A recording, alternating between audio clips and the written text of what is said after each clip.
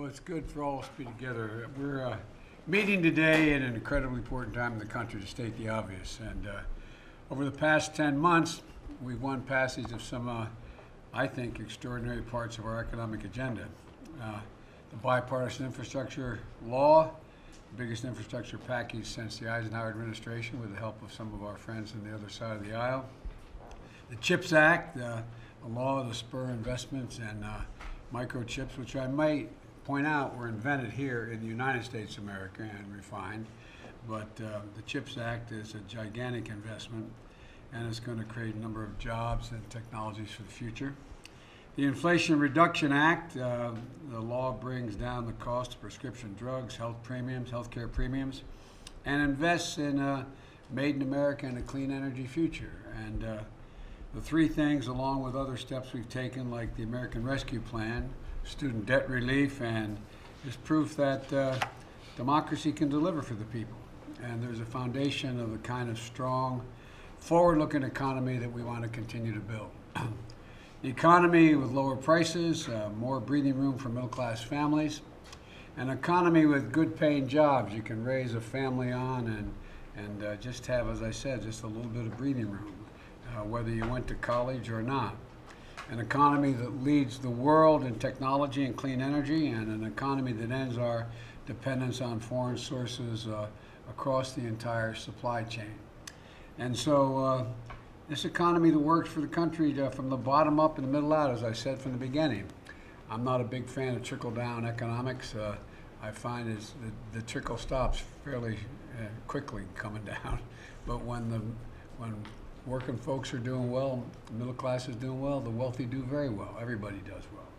And so today, I've assembled the cabinet to lay out in detail how we're going to implement each of these laws that we worked so hard to get passed, and we've gotten passed.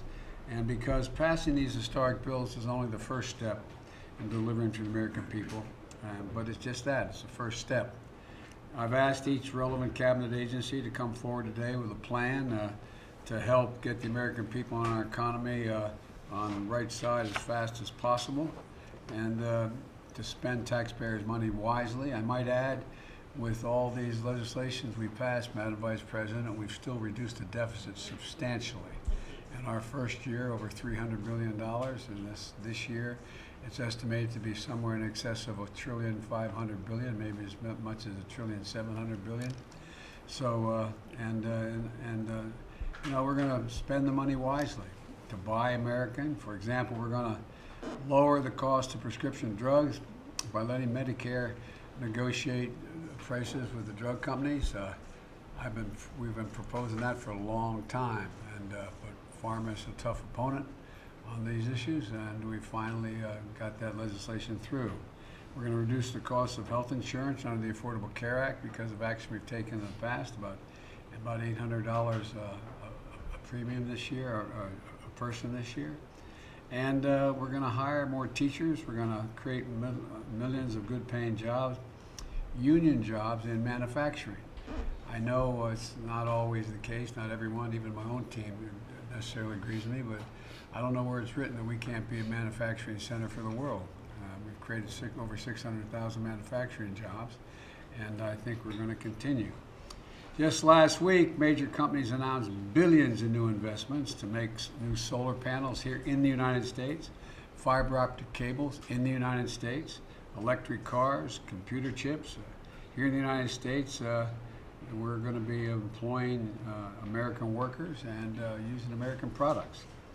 On Friday, I'm going to be going to the groundbreaking of a new state-of-the-art semiconductor facility in Ohio, the biggest investment of its kind ever in our nation. And we're finally bringing home jobs that have been overseas for a while. I've noticed some of the CAB members are smiling, but we're doing it, right? And we're making things here in America. We're making our supply chains more secure, and I believe we're winning the race to the future. Details matter, though. Execution matters, and I look forward to everyone here today giving me an update on your departments. And I'm incredibly optimistic about the future that we're building here in this country. But it requires solid work making these laws work. The devil's in the details. Mitch Landrieu, who can't be here today because his dad, who I knew well, passed away. His dad was a hell of a guy. His dad, way back early in the 60s, was way ahead of everyone in terms of dealing with racial equity in the South, particularly in Louisiana and in New Orleans. But anyway, he passed away yesterday. Mitch is doing a great job leading our team in implementing the infrastructure law.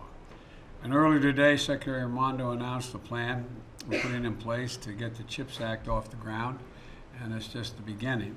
And separately, we're also hearing, we're hearing the latest from the Vice President and the Attorney General on everything our administration is doing to protect women and the right to choose in the wake of the Dobbs decision. And finally, I want to welcome John Podesta. Where's John sitting? There you go, John. You're directly under Roosevelt's portrait, so you're okay. John's a good friend. This is his first day on his new job. John, thanks for agreeing to come aboard. John's graciously accepted the task of helping implement the historic clean energy investments and in the Inflation Reduction Act. And his experience in the highest levels of government and the work being done by Gina McCarthy and Ali Zaidi are getting us to the point where it means we're going to hit the ground running. That's the whole point here. With this cabinet, experienced, dedicated, and devoted to working families, we're going to keep building a strong economy and good paying jobs and products made in America and lead the world in innovation and success. And I'm going to stop there and thank the press for being here, and be careful leaving. Thank you. At the G20. Let's go. There's two still left. Thank you guys. Message for Liz Strong. Thank you. Are you going to tell Liz Strong about the highlights? I'm going to be speaking with the new Prime Minister at 3:30. Are you going to talk about Northern Ireland? I'm going to talk to her about a lot of things.